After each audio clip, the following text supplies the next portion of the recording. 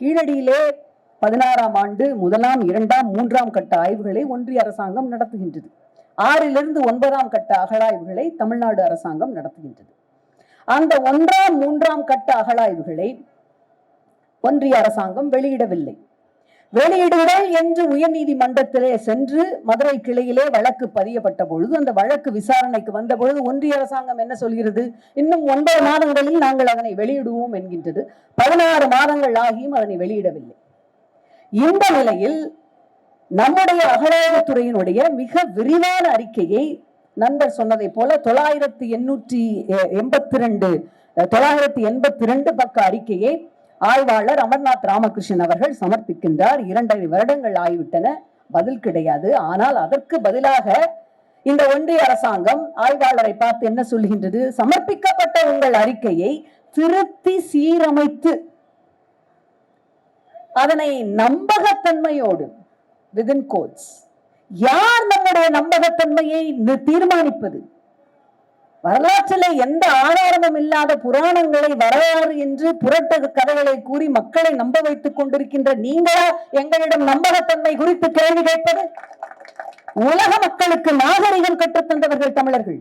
முதலில் உழவு தொழிலையும் கடல் வாழ்வையும் முன்னெடுத்தவர்கள் தமிழர்கள்.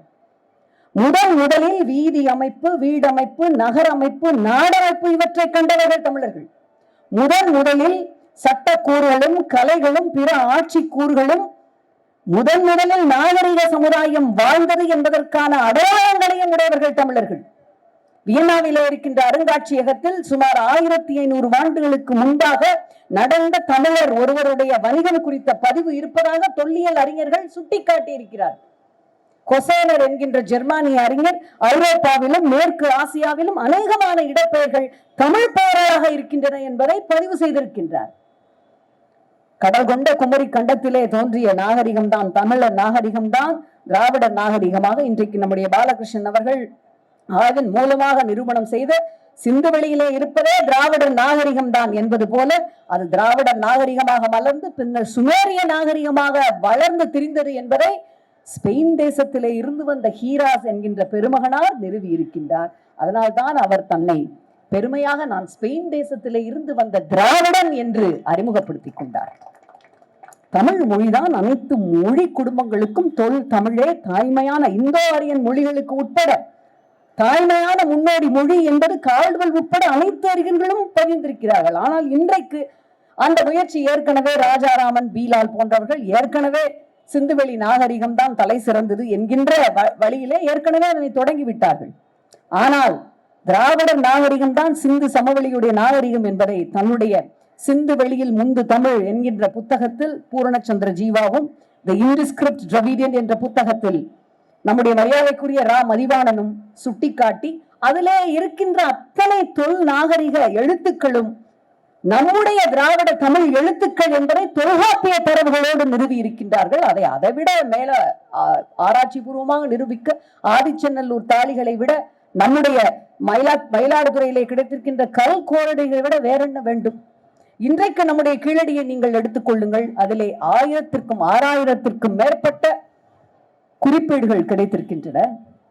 கிட்டத்தட்ட 60க்கும் மேற்பட்ட தமிழ் அந்த எழுத்துக்கள் பொறிக்கப்பட்ட பானை ஓடுகள் கிடைத்திருக்கின்றன.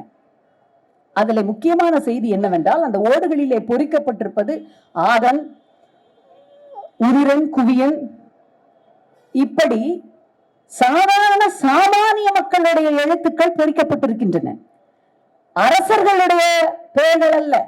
எதை சுட்டுகின்றது? கீழடி ஆய்வுகள் அறிவியல் பூர்வமாக அந்த காலக்கணக்கின்படி 6ஆம் நூற்றாண்டின் முற்பகுதியில் வைகை நதிக்கரையில் நகர நாகரிகம் மிக்க ஒரு அந்த நாகரிகம் இருந்தது என்பதையும் அனைத்து சமூகத்தை சார்ந்தவர்களும் எழுத்தறிவு படிப்பறிவு பெற்றவர்களாக இருந்தார்கள், அது ஒரு சில சமூகத்திற்கு மட்டுமே உரிய சொத்தல்ல என்பதையும் அது சுட்டுகின்றது. நண்பர்கள் சுட்டிக்காட்டியதை போல கார்பன் கரி அந்த சார்கோல் சார்ட்டிங் முறையின் படி கூட அது 6ஆம் நூற்றாண்டை சார்ந்தது என்பது புளோரிடா, அமெரிக்காவிலே இருக்கின்ற புளோரிடா ஆய்வகத்தில் அது உறுதிப்படுத்தப்பட்டிருக்கின்றது. எங்களுடைய நம்பகத்தன்மை, எங்களுடைய பண்பாட்டு தொடர்ச்சி என்பது தமிழர்கள் தங்களுடைய நீண்ட நெடிய திணை கோட்பாடு என்பது இன்றைக்கு உலகத்தில் எந்த இனத்திற்கும் இல்லாத நம் இனத்திற்கே மட்டுமே உரிய தனிப்பட்ட பண்பாடு.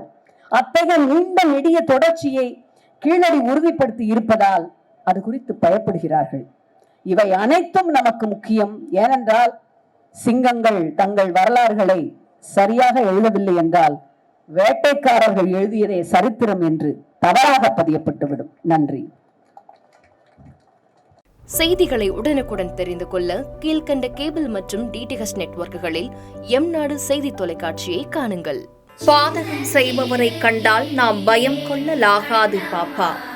மோதி மிதித்து விடு பாப்பா, அவர் முகத்தில் உமிழ்ந்து விடு பாப்பா. அண்மை செய்திகளை உடனுக்குடன் தெரிந்து கொள்ள இணைந்திருங்கள் எம்நாடு தொலைக்காட்சியுடன்.